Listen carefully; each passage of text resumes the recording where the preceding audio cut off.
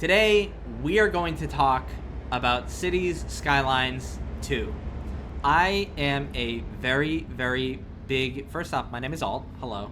And I'm a big Cities Skylines fan. I love that game. That is one of my favorite games of all time. I got it when it first came out back in 2015. I have gotten all the DLC. I have gotten a lot of mods and assets from the Steam Workshop. So I've played that game a lot over the past 8 years that it's been out. I remember when they announced City Skylines 2, I was extremely excited, like many other people. We were all wondering, how can they outdo themselves? Creating a sequel for Colossal Order and Paradox is a challenge.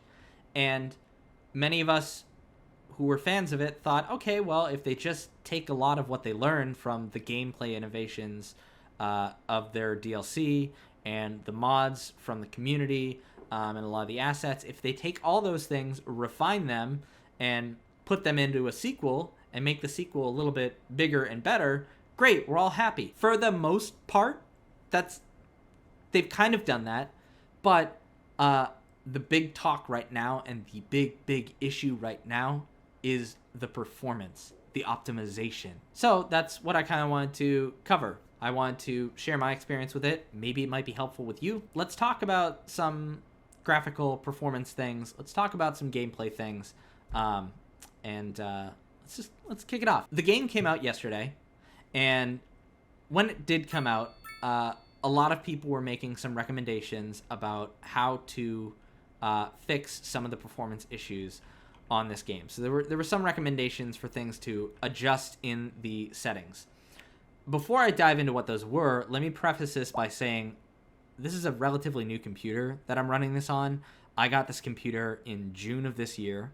It's got an i7, it's got a RTX 3060, 16 gigs of DDR4, a terabyte of SSD.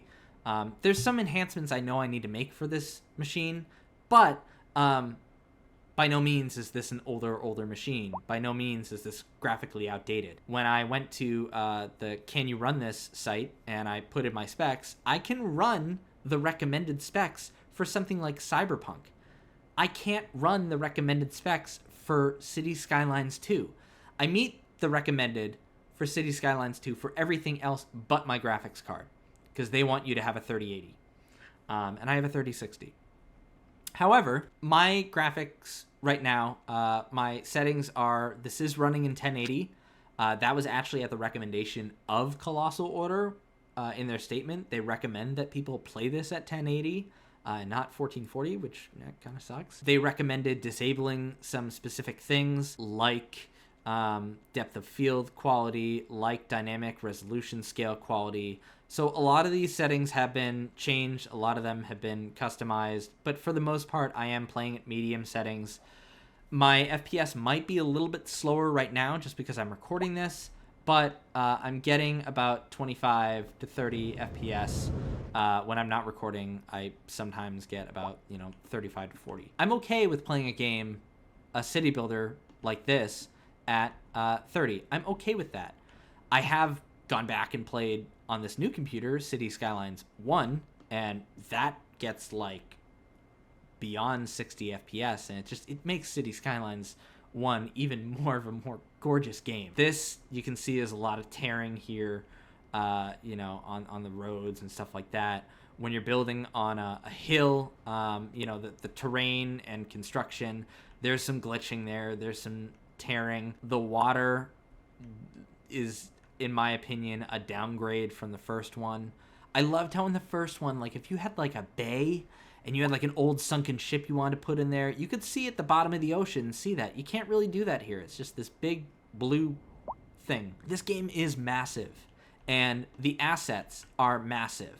But the problem with that, and the problem with the fact that this is poorly optimized, is that if I want to go and drop something like a huge cemetery, look at how much it drops my FPS. It slows things down considerably. So in a game where you're dealing with a huge scale, a lot of big assets, you're being met with hiccups and slowdowns.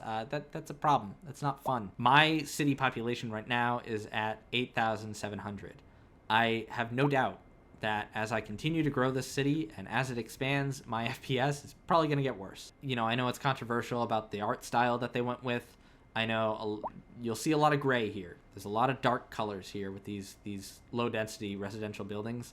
I don't mind that. I like these buildings. City Skylines 1 had, you know, some pretty colorful, cartoonish looking buildings and vehicles. The vehicles in this look phenomenal. They look great. Like that muscle car looks really cool. The Sims are very detailed. And that sounds great on paper, but I have an appreciation for the low poly Sims of the first one, because if you're like me, you spend less time at this level and spend more time kind of at this level or even at this level. I really don't need to see the nitty-gritty details of Ms. Liv Piper's face. Hi. I don't need to see your face. You know, some people are saying that if they went back and they just substituted or swapped out the models with the low poly ones from the first one, or if they gave an option to dramatically decrease the quality of the Sims in this one, that would help performance too. I don't know. That's just some speculation that people have made. So there have been some graphical, artistic changes that I don't mind. There are some that are a little bit different and, to be honest, weird, like the water. When I'm placing something like this parking lot, usually it helps to, you know, helps you out when you get the guidelines and the squares on an asset when you're placing it, so you can see how long it is, how big it is. I really can't with this parking lot, for example. I guess I kind of have to go off of those two little divots right there. But it would be great if we had more visual cues as to how big this asset is, where it will drop, and whatnot. I do love the fact that they gave us so many different options for residential density housing. The problem is that if you're trying to grow your city and you're trying to meet the demands of low density, medium density, and high density, at least for me sometimes, when you're in the thick of it and you're building, it can be a little bit difficult to distinguish these slightly different shades of green from each other. I mean, this one, which is the commercial and residential that's mixed, this one's easy to tell apart. I like the fact that there are seasons in this. I think that's great. It adds some diversity to your world, rather than in the first, if you want snow levels, you would just build a snow level that the snow didn't change. So I like the change of seasons. But overall, graphically, yeah, it's a little rough. In terms of performance, in terms of optimization. I know some people are not crazy about these textures. You know, this is a texture for the landfill. This is a texture for the farm. Looks a little bland. And like this building right here is a part of the farm industry. It randomly just plops, so it could be anywhere, and it just kind of looks out of place. As far as gameplay goes, I really do like this progression system. I do like the development points. It allows me to plan my city out a little bit more strategically. It allows me to slow down a little bit and naturally progress and unlock things. I have found that I see less little interactions happening on the street. I've noticed that if there is, for example, a house on fire, the fire truck will just come and it will pull up in front of it and it'll just sit there, and then the fire will disappear. I think in the original City Skylines, like, the little firemen would get out and you'd see like little fire hose and stuff like that. Like, things would happen. There seems to be less interactivity with a lot of these assets. Colossal Order needs to do a lot of fixing, and that is kind of where everybody is feeling right now, is yet again let down that here was another major release. We're all getting excited for it. And, oh wow, it didn't live up to the hype, and it's poorly optimized. It's not to say that this is a complete lost cause. Look at Cyberpunk today. It runs fine. It runs great. People are playing it. They're enjoying it. They're having a good time with it. It just sucks that it took us a while for Cyberpunk to finally get there. And it's gonna take a while for Skylines to get there. And I don't know what has to happen for developers and game publishers to finally get it, that, hey, this is not a good practice. You should maybe stop doing this and just hold off on releasing your game to let it cook some more, because it does more harm than good, It does harm to your brand. It does harm to your game. It does harm to the gaming industry as a whole when these game developers continue to do this. And I was a little taken aback by Colossal Order's rationale with releasing the game. It's almost as if they were kind of chalking it up to, well, you know, we didn't want to miss the release date. We didn't want to disappoint the fans.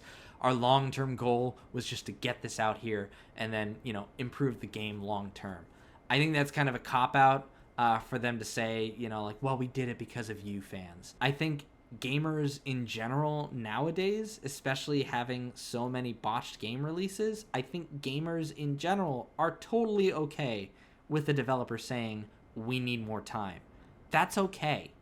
So in the back of my mind, when I hear Colossal Order say that, there's something else in my mind that goes, there's something else that kind of pushed them to come out with this game when they did. There's got to be some other reason. And I don't know what this is going to be like when it runs on console.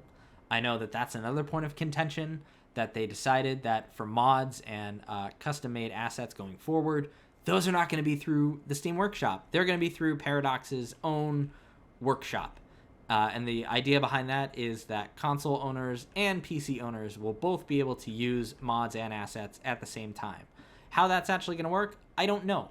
There is a lot of speculation about where this game is going to go. Where is City Skylines 2 going to go? I believe it's salvageable. I believe Colossal Order is filled with good, well-intentioned people who care about games, who care about city builders, who care about their brand, who care about City Skylines. But this doesn't help. City Skylines 2 is kind of, for me at least, it's a little bit of a disappointment in its current state. And so I would say that if you're someone who is thinking about whether or not you should get it, if you have never played City Skylines 1 before, don't get this game. Get City Skylines 1. If you have played City Skylines 1 before and you're a big city builder fan, I would say keep playing City Skylines 1. If you have the means to get this, sure, you can. Don't be surprised by it not running perfectly, but also don't be afraid to hold off. I still have City Skylines 1 installed. I'm still going to continue to play it. My hope is that over time, this game is going to be in a much better state.